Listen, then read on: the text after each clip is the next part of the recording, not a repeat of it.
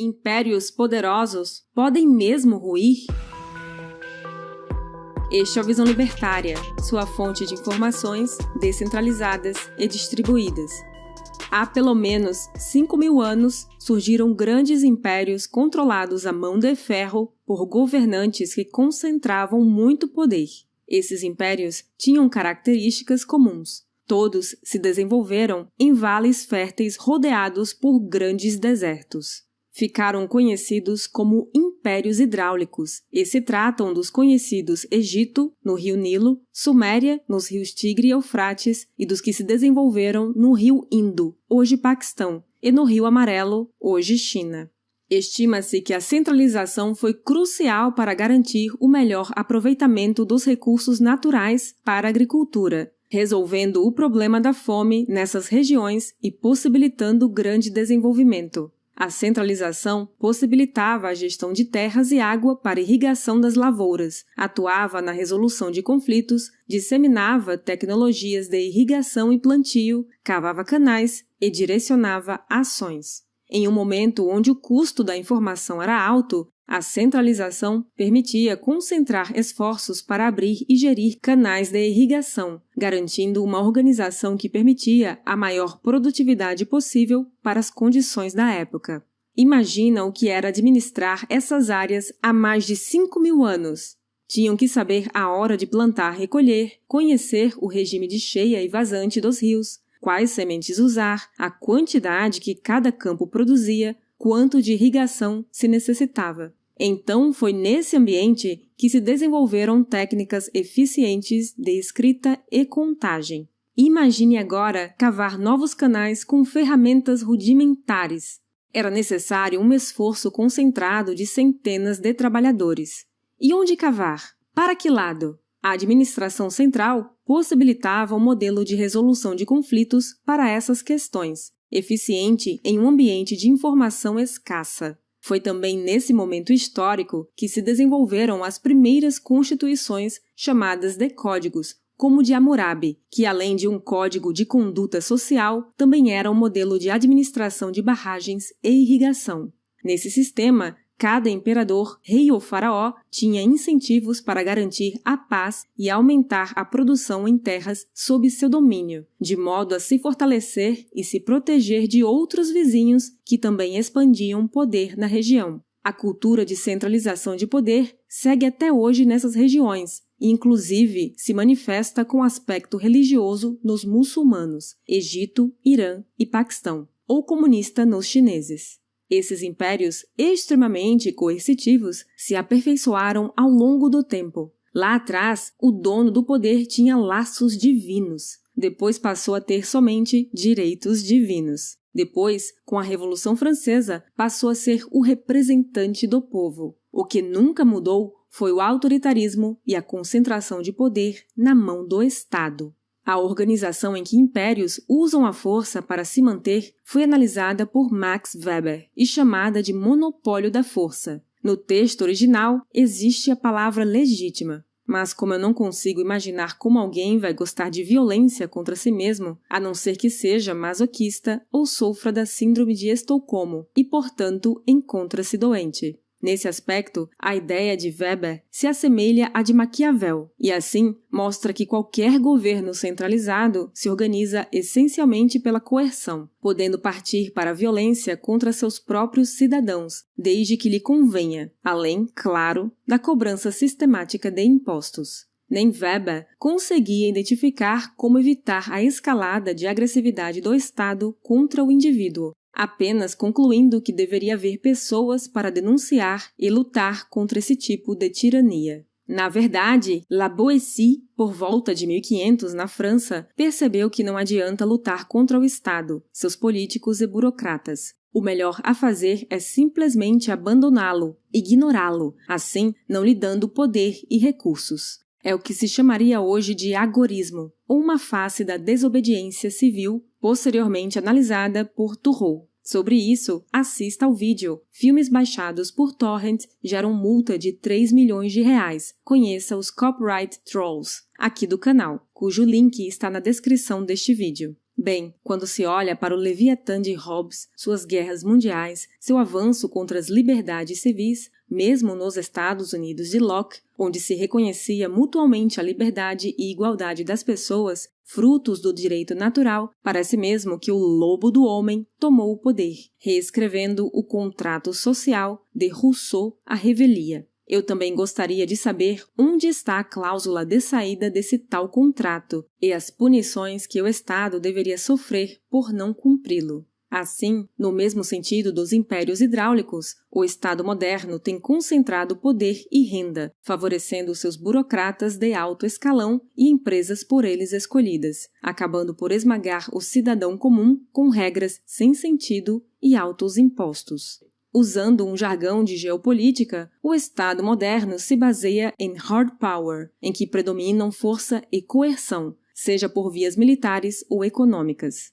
Enquanto o livre mercado baseia-se em soft power, em que predominam convencimento e aceitação de valores e ideias. Inclusive, o Estado moderno aprendeu a usar seu hard power para travar guerras sem fim contra inimigos que se revezam a fim de gerar soft power na população, convencendo-a por apelos nacionalistas a se unir contra um suposto inimigo comum e ameaçador. O Estado também usa seu hard power para criar notícias e narrativas na mídia tradicional, a fim de gerar mais soft power com características de desinformação na população. Algo te faz lembrar do clássico 1984? Guerra sem fim contra inimigos imaginários e o Ministério da Verdade. Por outro lado, o aumento da coerção e controle por parte do Estado moderno também pode ser encarado como um ato de desespero de quem está perdendo o controle. De tanto crescer, o Estado sente seu peso. Sua burocracia o torna um gigante lento.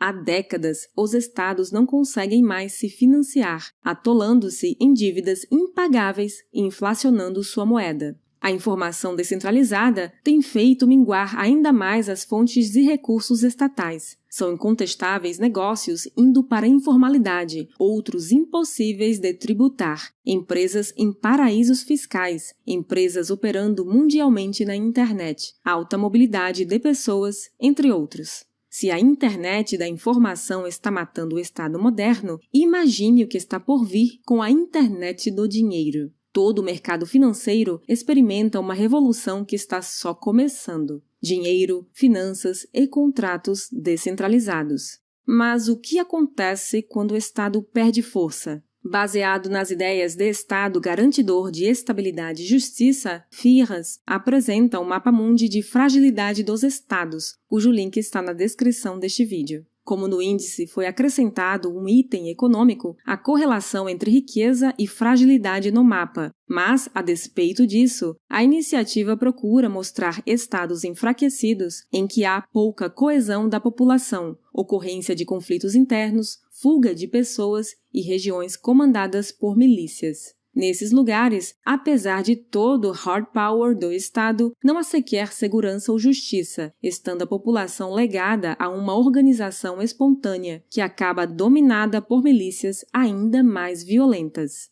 Mas então, se o ente centralizador falha e não fornece os serviços essenciais ao povo, como justiça e segurança, quem os fornece? Como a população se organiza? Bem, é óbvio que as pessoas se organizam de acordo com sua cultura e religião, mas essa questão é realmente temerária. Será que sem o Estado, o mundo vai virar uma Somália? Expandindo o conceito de cultura e identidade ao nível global, Huntington observa um choque de civilizações, em que cada indivíduo busca sua identidade, mas se depara com um diferente, o que por um lado reforça sua cultura, mas por outro possibilita mescla e evolução. Em menor escala, é o que ocorre nos brasileiros das diferentes culturas caipira, cabocla, gaúcha e sertaneja, identificadas por Darcy Ribeiro. Portanto, pode-se concluir que a organização dos indivíduos tende a dar-se pela cultura, desde o nível individual até o civilizacional. A organização por cultura é mais natural do que a organização por ideologias, maneira como o mundo se organizava durante a Guerra Fria, e apesar de gerar choques entre bolhas, tem a característica de soft power, que ao longo do tempo tende a estabelecer relações de comércio e enriquecimento. Por exemplo, os frigoríficos brasileiros que que exportam carne para os países muçulmanos, obedecendo a rituais religiosos no tratamento e abate de gado, ou as intrincadas redes de comércio internacional, como a produção de celulares.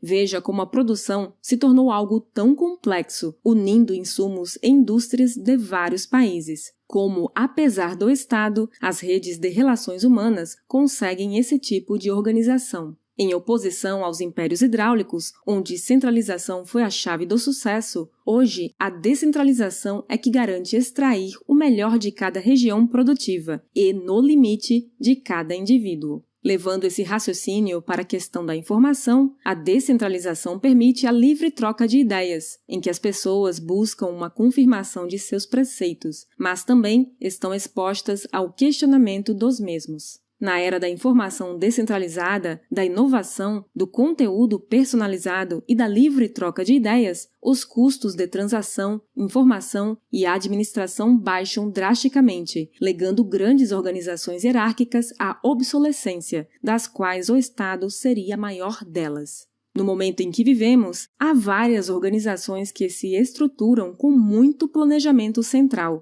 mas o fato é que ainda há muita intervenção estatal, e esse é um fator de ineficiência no sistema. As empresas que conseguirem se organizar alheias à ação do Estado terão vantagens competitivas, possibilitando o seu crescimento, algo como Binance e Amazon. Aplicativos como Uber e Airbnb se tratam de empresas enxutas, manipulando grandes quantidades de informação e estabelecendo contratos descentralizados de curta duração, exatamente no sentido do livre mercado. A avaliação dos serviços de maneira descentralizada também se mostra muito mais eficiente. Verificar quantas estrelas tem um condutor de aplicativo ou a reputação de uma empresa no site Reclame Aqui se mostra muito mais eficiente que averiguar alvarás estatais. Portanto, em um horizonte mais próximo, o Estado tende a perder poder e importância. Atividades centralizadas continuarão sendo taxadas via coerção, como movimentação de portos e rodovias, combustíveis, agropecuária, eletroeletrônicos, entre outros. Mas a tendência é que o Estado venha a ser uma fração do que conhecemos hoje.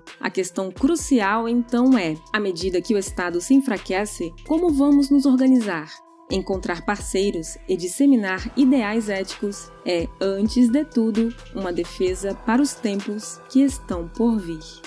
Obrigada por sua audiência. Este artigo foi sugerido e escrito por Amazônia Livre, revisado por Paulo Almeida e narrado por Baby Yoda. Se você quiser contribuir para a causa da liberdade, clique no like e compartilhe o vídeo em sua rede social. Considere também se inscrever em nosso canal e clicar no ícone de campainha. Até a próxima!